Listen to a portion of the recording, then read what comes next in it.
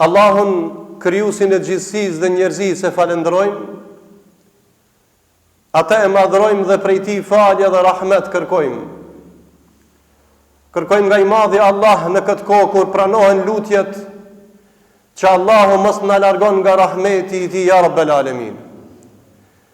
Kërkojmë nga Allahu i madh që i pranon lutjet e robërve të sinqert, që Allahu të na ban nasib xhennetin dhe të na me mirësitë e xhennetit dhe të na largon nga zjarmi i xhehenemit. Amin.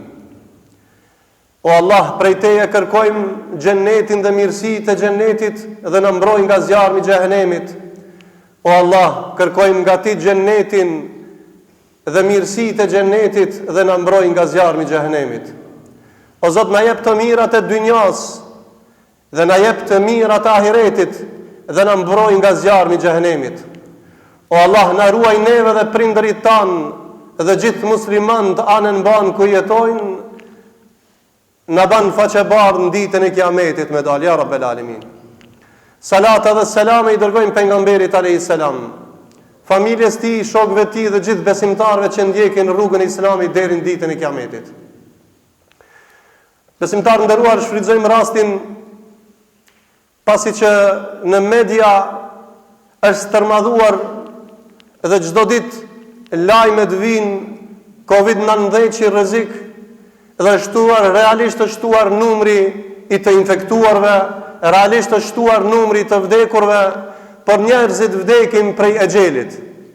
Allahu ka caktuar jetën, Allahu ka caktuar vdekjen, Allahu ka caktuar rizikun dhe çdo sen është në dorë të Zotit. Dhe ne në shumë derse të hershme të kaluara kemi folë se muslimani duhet me qeni disciplinum dhe mi respektu regula që nga ka porosit Allahu dhe pejgamberi, edhe për këtë kohë të fitneve edhe kësi lloj pandemia është nga ka mësu Muhamedi alayhis salam se duhet mi respektu regulat për me qenë do të thotë i izoluar dhe mos me shku të njeri i smut dhe i smuti mos me shku të njeri i shnosh. Sot po duhet vetëm 3 faktor, 3 ndikime të mëdhaja për përkujtim se smundja në të kaluarën edhe shumë lloje të smundjeve kanë një pasojë. Dhe mdhami shkon e hek dhamin në sos ma veti. Ki një problem tjetër në rregull, ki një problem tjetër. Ndërsa pandemia që në aspektin historik nuk është dalluar shumë kjo e sotit, me të kaluarën ka pasoja më shumë. Prandaj pasoja e pandemisë të shekullit që jetojmë ne ka më shumë pasoja se në të kaluarën. Hoxh, cilët janë ato pasoja? E para, pasoja e pandemisë është në aspektin psiqik. Njerëzit si vjet dhe vjet nuk janë njësoj. 3 gjymaja me radhë kanë folë për frigën e Zotit, kanë folë për takvallëkin, kanë folë mushën e zemrën me frigë dhe takvallëk ndaj madhnisë Allahut. E sot telefonatat ndaj hoxhallarëve nuk ndalen, ndaj njerëzve psikologëve nuk ndalen, ndaj njerëzve më të shkolluar nuk ndalen prej panikës dhe stresit të madh të njerëzve që kanë aspektin psiqik. Prandaj, pse?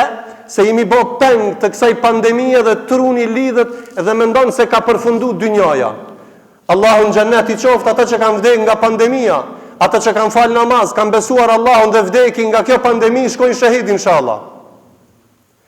Por nuk do të thotë se njeriu vdes për kësaj ose asaj, vdes prej exhelit, e ka me vdekën dhe usos. Por çka është aspekti më trishtueshëm, është që ne mos trishtohemi më shumë se sa që duhet. Ne ti marrim masat dhe preventivat, ti respektojmë rregullat, ama dhe këtë psikologji dhe këtë mendje më të shtrenjtë që të ka dhënë Allahu të bënja teslim Zotit. Lutë Zotin me emrin e Allahut e Shafi, o Allah ti je shërues shëron dhe shëroj smut ton o Zot. Sa dështu vetvrasja, njerëzit hudhen prej 3 kat, prej 5 kat, për shkak presioni se ne duron dhe thotë është funi dynjas. Dhe çka prej pandemies dhe stresit pandemies në aspektin psiqik, shejtani shkon ja ban peng mendjen e tij dhe thot fitimi jot, fitoria jote është veç me bë vetvrasje. Kur më shumë njerëz s'kan bë vetvrasje. S'po flasim për ato që s'kan iman. I na të fol për musliman që se ne duron Prandaj muslimani duhet me qenë sabërli, sprovat kanë qenë janë dhe do të jenë deri në ditën e Kiametit, ndërsa muslimani duhet me qenë i vëmendshëm pasoja e pandemisë në aspektin psiqik, ne mendjen tonë lidhim me Allah e pastaj i lidhim me sebepe. Ne i lidhim jetën tonë me Allahun e pastaj i marrim sebepet. Prandaj sot aspektin psiqik njerëzit nuk janë njësoj sikur në kaluarën. Çka duhet me bë? Unë për ju mësoj një send. Shëron e zemrën tuaj me dhikr dhe me istigfar. Shëron e zemrën tuaj me adhurim, me dhikr dhe me istigfar. Allah ja u largon stresin dhe brendën dhe ja u mush mendjen ka hajri ka Zoti, sa ai që e përmend Allahun, ai e don dhe Allahu e don dhe ja zbut zemrën dhe mendjen e tij, edhe faktikisht shpreson në faljen e Zotit. Nuk e shnosh mendjen askush pos madhnisë Allahut. E mendja shnoshet ajo mendje e cila e përmend Allahun. E dyta, pasoja e ndikimit ekonomik. Padyshim se kanë ndiku pandemia në aspektin ekonomik nivelin global. Nuk punojnë me orar caktum, punojnë me orar caktum, jo me orar full, dikush gjys, dikush 3 orë, dikush 6 orë, hoq, po mankohen tregtarët, vallai mu ka dhënë malli pi atje, mu ka dhënë pi këtu. Kjo është punë e rrezikut, Allah e din sa dush me marr rrezik ti. Mirë, po a ka ndiku pandemia? Dyqani mshel, fabrika mshel, ajo vones, kjo vones, edhe a ka çrregullim nivelin global të ekonomisë? Po, ka pas vite të majme në kohën e Jusufit a.s. 7 bereqetshme, si pas andrës Jusufit, dhe 7 kanë qenë thata. Sa herë dynjaja ka pas batica dhe zbatica, sa herë ka pas kriza dhe bereqete. Për muslimani, kur t'i vjen bereqeti, falendron Allahun, e kur t'i vjen sprova, a du të mu trenua? Jo, du të me bë sabër, dhe me shtu istigfarin dhe namazin, se istigfari dhe namazi ta shton rizkun dhe bereqetin. Istagfiru rabbekum innehu kana gafara. Kërkoni falje nga Allahu, sa Allah e shfalës. Vazhdon Allahu në ajetin e lartë përmendur dhe thot, Allahu zbret shi nga qielli e pastaj ja ushton bereqetin dhe ju jep evlad. Allahu na dhash bereqet ya rabbel alamin. Prandaj në aspektin ekonomik, njerëzit sot kanë stres dhe trishtim të madh se çka bëhet. Lidhe rizkun me Allahun, se rizku është në dorë të Zotit e nuk është në dorë tina ose në dorë të fabrikantit të tasi, po ti këtë rizk, këtë saktim e kije të Allahu. E treta, në aspektin social, shoqëror, familjar, ankohen njerëzit, filani u da me gruën. Filani hala su ka martu, veç u feju u da me të fejumën e vetë. Edhe kjo është një prej telasheve, prej ndikimit të pandemijës në jetën shoqërore dhe familjare dhe sociale. Prandaj, këto janë 3 faktorët që kanë ndikuar shumë, edhe pse ka shumë faktorë tjerë në aspektin psiqik, në aspektin ekonomik dhe në aspektin familjar. Për neve, çka dojnë ana? Rabbena atina fi dunya hasana, o Allah na jep të mirat e dynjas.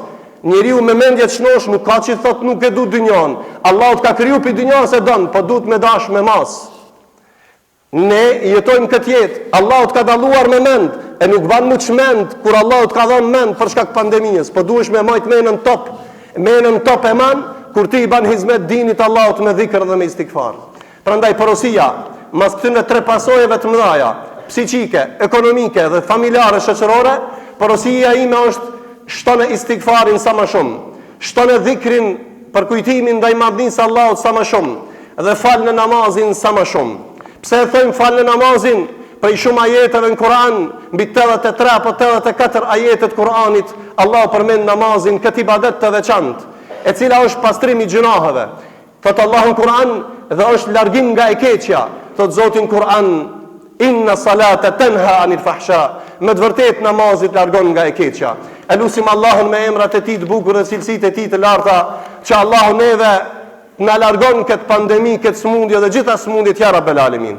Allahu t'i shëron smurit ton, ata që kanë ndruar jetë, Allahu t'i mëshiron t'ja ban vorrin nga baçat e xhenetit. Allahun e lutim me emrat e tij të bukur dhe cilësitë e tij të larta, që Allah të na ruan mendjen ton, të na ruan bereqetin ton, Allah të na ruan familjen e cila është e shenjtë dhe e ndershme, Allah t'i ruan nderin e motrave dhe nanave tona. E lutim Zotin e Madh që ta mbush zemrën me iman, ta mbush mendjen me dije, ta ushqen me rrezik halal, ta ban nasib shefatin e pejgamberit në ditën e Kiametit. E qulu qawli hadha wastaghfirullaha li wa lakum wa lisa'il muslimin fastaghfiruhu innahu huwal ghafurur rahim.